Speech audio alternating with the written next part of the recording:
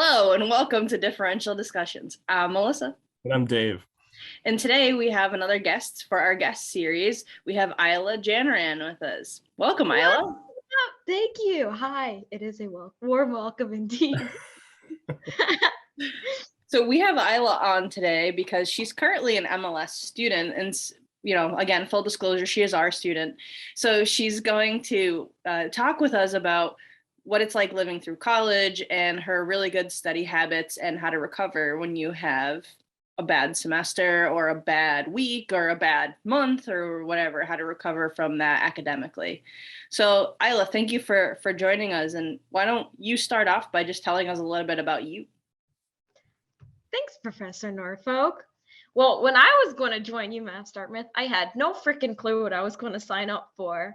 I just knew I wanted to do something in the healthcare field. And when I saw the medical and medical laboratory science, I thought, this is freaking perfect. So I jumped on board, and this was during COVID. So everything was online, which was awesome because it was a lot easier to do school online. But anyways, for me personally, at that time, I had zero social skills at all. I was a crab living underneath a rock. And so that's why Zoom online worked so well. And then when things got in person, I started becoming more of a social butterfly. And I started working, in an ambulance. So I got to get that, experience. It's a big culture shock because I was living with I only had 3 people in my bubble for 20 years, and they're all Turkish folk. My parents came from Turkey. And so it was an adjustment. And all in all, I'm happier now. I like blending UMass Dartmouth with work, with my family's culture a lot. And yeah, that's it about me. Excellent. Thank you. And let's start. Were you a good student in high school? Yes and no. I was a good student for a few years. And then I started to slack on my schoolwork. And I used to think that, dang, chemistry in high school is so difficult. I can never do a hard science when I get to college. And boy, was I wrong. So, yeah. I was straight A's freshman and sophomore year in high school. I became a C student junior year. And then I became an A student again senior year in high school. Can I jump in here? Because that's actually fascinating to learn about you, Ayla. So I would have considered you to be one of those high school students that kind of cruised all the way through. And I myself kind of struggled in high school. I think I had a lot of distractions and maybe like emotional things, emotional maturity stuff, and growing up. Maybe I'll summarize it by saying growing up. And so I didn't do particularly well in high school. I kind of lacked focus. I think that's normal. Well, yeah, I suppose. I wouldn't say that that's the path. I want students to walk if they can avoid it. But yeah, no, that's interesting to hear. That's interesting to hear. I would not have guessed that. I mean, in high school, everyone's hormones are going whoosh, wah, and then you have friends with different influences, and you're trying to find yourself. It's confusing. So I don't think it's uncommon that grades can slip. It is. That's not to say that. I just mean to say that about you. So my perspective on you is just such a competent. No, you're just you're a very competent student, right? So, and you seemed very mature in terms of prioritizing, tasks and things that need to get done. So yeah, well, teachers were wonderful. Like, even if I got C's on tests, I still would end up an A in the class because high school high school teachers were very understanding with that stuff, and they always extended due dates for me. So it was easy to pull through. Professors in college are accommodating like that too, but in high school, looking back on it, there was so much wiggle room to screw up. Yeah. Not as much in college. Yeah, grades are fragile in college. Excellent. All right. And then, so you came to UMass Dartmouth, and Did you bring your good study habits with you, or did you develop new ones when you got here? Both. I was definitely more disciplined when I came to college. I still had the same study habits like flashcards. It just evolved into electronic flashcards because then like you can be in Starbucks and studying on your phone or going for a walk and studying on your phone. So I still had that tactic. And doing schoolwork early in the morning before class instead of after class. Little things tweaked here and there.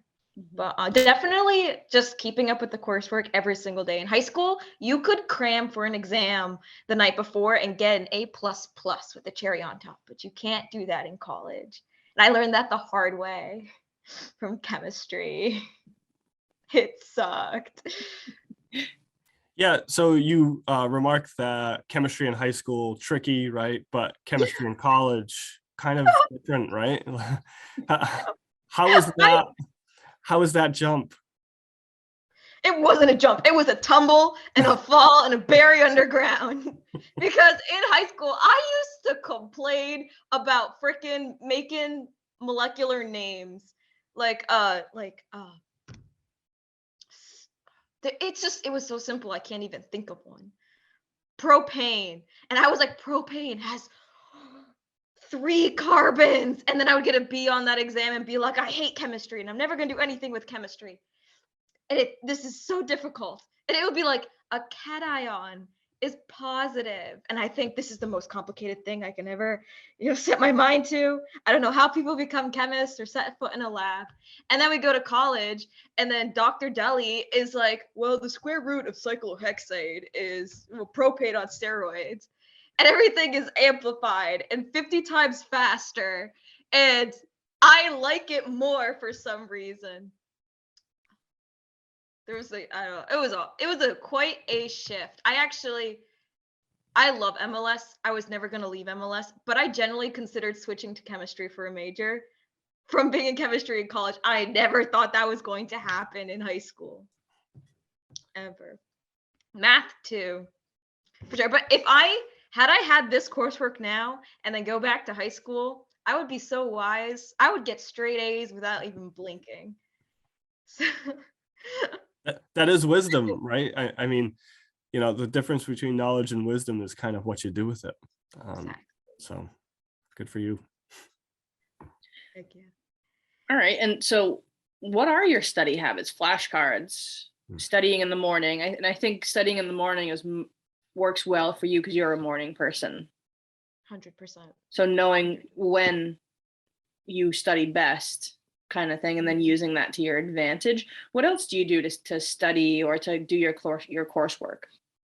Anything that makes studying not feel like studying, like those electronic flashcards. So you can, if I have 50 cards for a day, I can pop out 10 while I'm in a line at Starbucks and then totally forget that I did those cards for the day. That's the number one thing that helped me for the first 3 semesters of college. 100%. Other than that, when I was a freshman, I used to draw out pretty diagrams with colorful pencils and pens and crayons, and it was a rainbow every single day, and it was so much fun and girly, and I loved it. And then sophomore year happened, and I have no time for that, and I start working, and then I have no time for that. So yeah, reviewing with flashcards every single hour and day, that was number one for sure. And then yeah, don't study late at night. That's when my brain doesn't work at all, personally. Other people who are superheroes do that. My dog is growling in the background because he agrees. It's all right. Ours sing too, so it's fine. Yeah. Other study habits. I tried to cram down the amount of time it takes me to do stuff, because I used to write a lab report and take like 4 days to write it and then get a B on it. And then my friend would cram it in 20 minutes before class and still get a B on it. So I learned that quality over quantity trumps everything. So I started doing it after lab, just banging out my lab report as soon as possible and getting it over with instead of waiting and prolonging the process more than I have to. Time management. We love that. We need that. I didn't pay her either. Yeah, I was about to say you made this whole discussion, Ayla. I have a script right here on my phone. All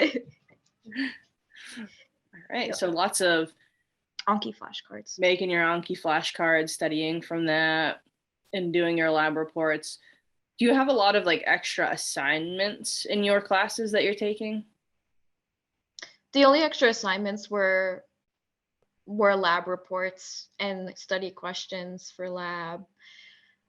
Other than that, lectures are just study for the exam. I can't think of a lecture where I had other than Hisaba. We had math work we had to do, but those don't count. That's like sig figs. Another thing I freaked out about in high school that is so freaking easy now. What are sig figs, just for people who may not know? Significant figures are when you have a long, super duper long number and only a certain amount of digits are important in the eyes of scientists all over. And then there are rules that you got to follow. Like if the 0 is sandwiched, the 0 counts. But if the 0 comes before the decimal point, it doesn't count. Something like that. Excellent. Okay. So you haven't had a lot of extra assignments yet. No. You will have. Yes. What? I was going to ask how you handle that, but we'll find out. Yeah, junior year, you'll get a bit of the extras. I'm so excited. I will say, I did remember, every semester, the beginning of every semester sucks because I flounder like a fish. But then there's a pattern for assignments in every class. And then you get in the groove of when you do those assignments. And it goes a lot smoother after week 3. Just getting in a groove. Yeah, and it just happens naturally. You don't have to plan for it. That I like. It's empowering. I think part of that is learning your professors' ways, the way that they teach the course, the stuff that they have. If you haven't had that professor before, especially. Yup. And how they grade, how hard of a grader they are. Lecture content on exams. Like that. Like Moralia will tell you exactly what you need to know. And then other professors will give you a laundry list of information, and then you got to sift through it yourself and figure out what's important. So yeah, and everyone will have both kinds of professors like that in no college. escaping. You can't get out of it. Excellent. Okay. So then sophomore year, you hit a rough patch. Had some personal stuff happen. You worked a little bit too much, just trying to find balance of working and schooling, and you fell a little bit behind in your schoolwork. So yes, you don't have to tell us about that, but tell us how you recovered from that.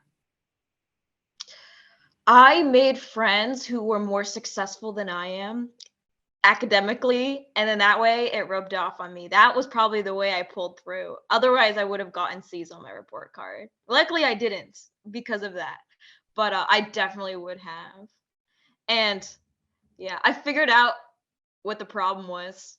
Working night shifts was a problem because your brain needs sleep to function, believe it or not.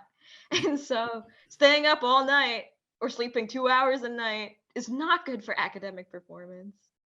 Yeah, and everybody has family issues. So the moment I guess you find the issue, you gotta solve it somehow. But I mean, easier said than done. I think the sleep issues spill over too. So I'm more emotionally fragile. I don't feel as well, mind, body, and all these things kind of work together against you. Third shift is rough, especially when you're mixing first shift sort of responsibilities in life. Yeah. So just a side note for students who may not know what third shift is, that means you work overnights. And then first shift means you work like the morning and early afternoon shift. Second shift would be afternoon into evening. Yeah, I'm using these medtech terms, these hospital shift worker terms, but they're applying to Ayla. So Ayla got to learn this lesson quite early, right? Whereas, Professor Norfolk and I, we learned it kind of on the job and Yep. as we went. But thank you for sharing that, Ayla. Yeah, I think a course. lot of students might try to like cram and stay up really, really late, and that's not conducive to good cognitive performance the next day. God, no.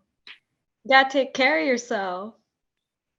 Yeah, absolutely. And maybe, someone listening to this may be a night person. Like they're more of a night owl, but then they need to make sure that they're sleeping either in the evening or the morning, but they're still 8-ish hours of sleep. I know, in college you don't usually get 8 hours of sleep, but trying to get your sleep wherever you can get it and whatever's sufficient for your body. So Yeah. making sure you're still resting, even if you are a night owl. Yeah. Yeah. And coffee can only go so far. There's a point where coffee gives up on you and you're on your own. So get the sleep in. Get the sleep. I feel that. Yeah, because I remember freshman year, I used to sleep so well, 8 to 9 hours every night. I had a whole bedtime routine and then a whole morning routine. And I was so positive waking up, going to class, all cheerful. And then this semester happened. And I will sleep 4 hours and then pull myself out of bed, drag myself to 8 a.m., all grumpy and angry. And then if somebody looked at me the wrong way, I would tear my paper in front of them and throw my pencils on the ground. I was kidding, Professor Cabral. I don't actually do that. I'm just trying to make an analogy. Your mood definitely ties into how you feel. If you feel like crap, you're gonna, talk like crap and respond like crap. And it just snowballs, right? It just Mhm. And then no motivation to do schoolwork when all I'm thinking about is eating or sleeping. Basic human needs first. Yep. Then school. Absolutely. You got to schedule that time in for eating, sleeping, showering, everything. Actually, you'll get a kick out of this, Professor Norfolk. When I floundered this semester, it was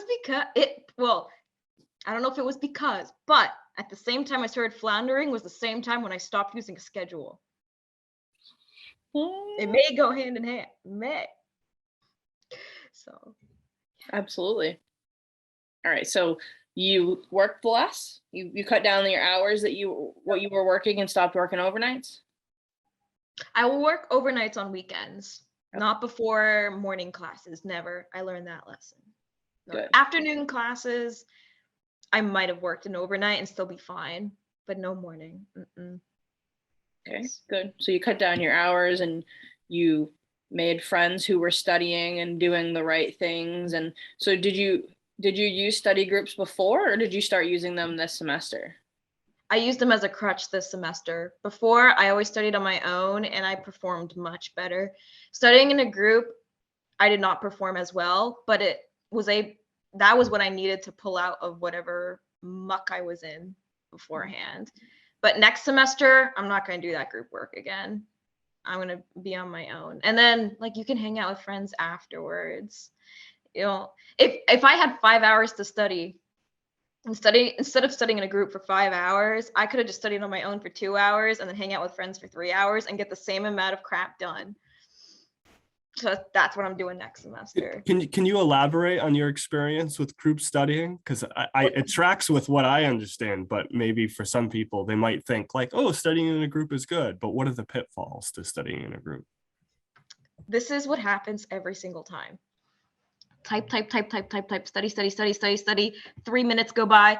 Hey, what do you want for lunch? And then somebody has, let's go to McDonald's. And we're like, okay, let's study first. Type. Oh, 2 minutes went by. Time to go to McDonald's. 45-minute trip to McDonald's. Come back. We got to study again.